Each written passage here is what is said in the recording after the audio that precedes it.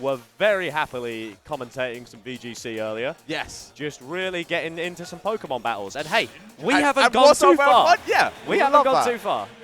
Yeah, so of course, Tarik, number 2 in Germany, our number 1 seed here at level 1. But now face off against Maikol, who kind of is sort of going into is C25, but has been on an absolute tear today. Been on an upset seed 8. That's why he is here. And so, frankly, it's going to be an interesting Ditto. And hey, let's not joke around. Let's not kid ourselves. The odds are incredibly stacked against him. Yes. This is seed 1, probably, I guess, just definitely the best Greninja in Europe. And you have to face him down here in top 16, which is a very big ask. But you know what? He's made upsets clearly. He understands the character, so you understand what can be done against you. So there's going to be no surprises, just pure, raw fundamentals and understanding of engagement as immediately caught into an up smash right there. Looking fairly even right now, Smar. I was going to say, both these players are just coming at each other, swinging. You can see them really kind of like trying to dance around, just finding their openings, because at these sort of percentages, they don't find one single down tilt confirmed. That could potentially seal it up into a stock, and both these players are definitely hunting for it. Right now, obviously, Maikol holding the stage control, but it's been robbed away as Tarik does find that grab away. Finds a forward as well, and it is a stock, as we say. You're at the sort of percentages when your stock is literally hanging on by a thread. Absolutely, and hey, coming along to snip it away, Tarik opening with a fantastic kill right there. Still, can we see if we can get a little bit of extra credit? Obviously, Greninja comboing into himself could be very interesting because Greninja is a very hurtbox shifty character, often low profiling a lot of things, just naturally shifts around, and so just keeping him consistently caught by those nairs and in those up air strings is very interesting. A fantastic little clash right there from the projectiles. And those projectiles are going to be very interesting because there isn't really a lot of time to charge them, and so you're just using them to apply pressure to force a reaction so that you can gain a bit more of semblance in terms of who's getting what. It's not a 50-50, you need to shift it. You need 60-40, you need something, but hey, it's 0 on the side of Tarik as he does finally fall. Yeah, that forward finally coming out, seeing the deal, but Maikol has certainly been battered and bruised in the second stock, 75 to his name right now. Of course, they're trying to find the opening. The back air comes out. It's not going to be a forward air yet from Tarik, but he is holding that stage control, going obviously for the up B as well, trying to snipe Maikol. We saw him doing a little bit of that in the first start because obviously both of these players, obviously playing the same character, got the same up B, can gimp each other. But it's just really interesting, right? But like obviously Tarik kind of just trying to use that because he knows how like sort of vulnerable Greninja can actually be off stage, even to his own shenanigans. It is true. It is true indeed. As we're seeing a lot of clashes, which visually is very, very cool. Oh, perfect tech to avoid the up smash. Obviously, that Greninja up smash is just a bit of a nightmare. Incredibly powerful, incredibly strong, but can come to bite you with the way it kind of lets you down sometimes. But still, Maikol is in such a good position right here. Almost taking the stock. A perfect tech, able to reverse the situation. Doesn't quite get the ledge trump, though, as very risky move from Tarik right there, bringing him back as we have to go low once again. It's just a game of edge guards, but hey, Maikol is bringing it home and pushing it a little bit further each time, Smart. Yeah, just let loose the trigger before Tarik does, finding that stock and holding onto a bit of a lead. A very, very small one, mind you, but Maikol has just got to find a few openings here to get something going. Greninja obviously a quick character with a lot of moves that flow into each other. You know, to be able to just, if one single down to anything like that, an up tilt could potentially lead to huge damage, which is exactly what Maikol needs. But Tarik is immediately going to snuff that away with that forward air. Catches him on the platform. Good awareness from Tarik, just knowing where Maikol likes to drift, likes to move. But now, Maikol buying himself a little bit of space, but he's slowly being inched closer and closer to the edge as he is forced out. Air dodge back to the platform as Tarik looks for a reaction. Forced out once again, just trying to make it back. But everything you tried, Tarik has an answer for, as once again, he's just flying, living. My goodness, as finally he makes it back, and it's up to Maikol to really make this opening worth it. As a missed tech, but doesn't get the roll read. Yeah, that's so unfortunate as well, because that was actually Maikol's opening to finally get in and get some damage doing that, especially after that insane ledge guarding sequence that Tarik was doing a few moments ago. But the ice fish does come out. It's not enough to KO just yet, but it puts Maikol in a position to finally start looking for that final kill. The forwarder comes out, but it's the air dodge, the panic from Maikol that actually just puts him into a vulnerable state there that Tarik immediately capitalizes on. It was good stuff. It was very good stuff. And hey, there were moments in that game where things looked actually very doable for Maikol. This became very close at several points. You can see these edge guarding scenarios are just what tells the story. It's so easy to push it all the way because you can guess the linearity of a lot of Greninja's moves. It looks quite mix-upable because of the Hydro Pump, but when you have a Hydro Pump of your own, you are one mistake away from being gimped very easily.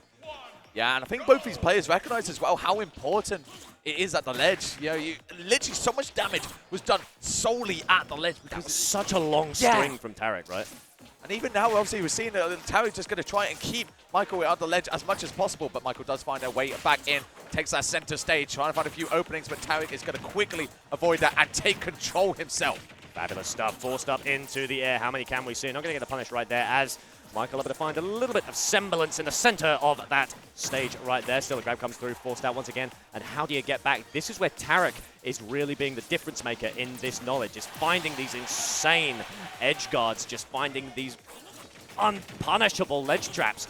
And frankly, it's just becoming a bit of a situation. There's not really any neutral. It's just desperately trying to cling yourself or even reverse so you just skip straight into advantage. Maikol has a very stressful job ahead of him. Yeah, he really does, because you can see that Tarik has immediately just taken full control, especially after how close that game one was.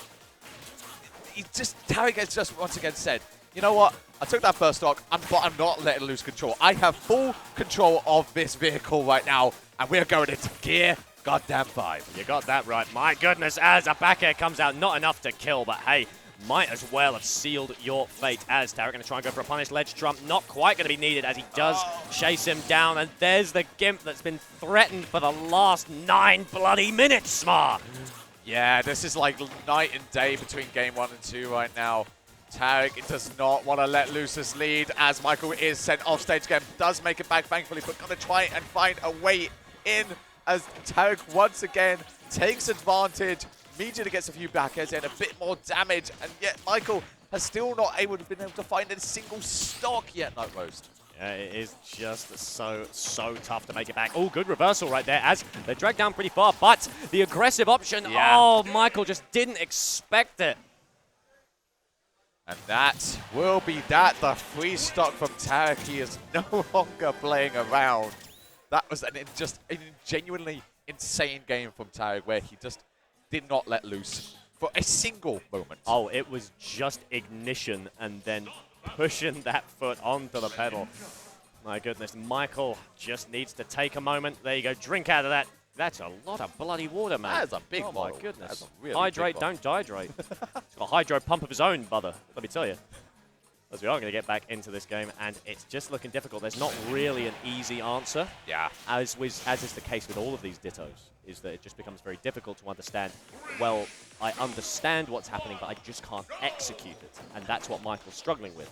If he can find a moment, if he can find some crack in Tarik's armor, something he isn't quite prepared to deal with a matchup so obscure as this, then he can push it all the way. But hey, it is no small feat, and so he just has to trust his instincts and just push it as hard as he can. And do move on into it.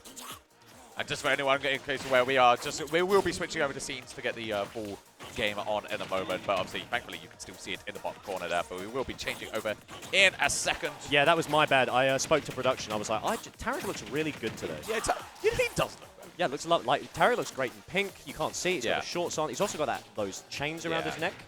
Whoa, my goodness. Looks and talent. What a combination. As we do move into it, going to see if we can beat back right now. As this is looking a lot more like game 1. Yeah, I was going to say, both these players suddenly very, very even. Woo! Smash as well after the drag down up there. Gonna take that stock away. And Maikol now taking a full control of that stage. And again, just for anyone aware, it is currently 2-0 to Tarik. And potentially trying to see if he can seal up this best of 5 right now. But Maikol is holding on to a bit of a lead at most. Certainly is doing well for himself, but that's the thing. You can't exactly camp as Greninja. It's not like you can run to the other side of the stage and keep throwing shurikens. Just does not work in a matchup like this. So you need to keep pushing the pressure on, even if it means putting yourself in disadvantageous positions. Because, hey, when you're at the table, when you've bet on black and you've hit red, you've got to double down. Let me tell you, that is exactly what Maikol is looking for. Okay, and again, here comes the ledge guard sequence. It's a quick up B from Tarik, going to put him back onto the stage where Maikol, now just sort of dancing around. You can see him just sort of empty hopping, trying to find an opportunity, almost kind of like forcing the shield out of Tarik. Because Greninja has a lot of safe aerials. So you're sort of just kind of jumping around, trying to get that shield up, wait for them to drop it, and that's when you strike. Oh, it certainly is, and Michael is well aware of that fact. Doesn't get a down smash, but looks like Tarik overextends, doesn't quite get the roll read either. There, that's what he was looking for. Yeah, that was a better charge on that one as well to make sure that it absolutely kills this frog. And if you're not aware of like how the kind of calculations on that charge occurs, like it's extremely crazy how powerful those charges become if you charge them for even like a few frames more. It's so heavily incremental, and that's just really pushing the distance. Finds that kill, and now looks like Michael's struggling a little bit to recover as a fantastic string comes out from Tarik right there. Smart, I just don't know if there's a way out of this hole. Yeah, he's got to climb an absolute mountain after getting out of that hole as well. As Tarik, 148% right now.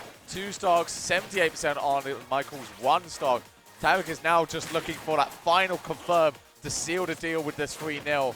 Meanwhile, so Michael's he's gotta find a way to take the stock, but the down air is gonna catch everyone's attention, take all their breaths away, and seal up the set 3-0. That turned heads, let me tell you. 3-0 coming out from Tarik, and you can see why. Tarik just all of these clips, all of them, just start off stage. Yeah. This entire game has been played in the air. Yeah. It's just been a game of, right, can I put you in this position and how can you get out of it? He's like a mouse running through a maze. There's just no clear way out. He's just subject to the masterful, cruel mind of Tarik being forced into these puddles. And you know what? It's what we expected. But you can't sit here and say Michael didn't put up a very good fight. And there we go. As Tarik just recognized, you know what? I've got the stocks to play with. And so, gonna take that one 3-0. Now, Noah, I believe we are going to have a quick shift that around. Is true. I mentioned something earlier. I mentioned something very interesting. That Michael had made a fantastic upset. An upset against Seed 8. Yes. Well, you know what? I think we should bring them on, This to be is honest. really going to annoy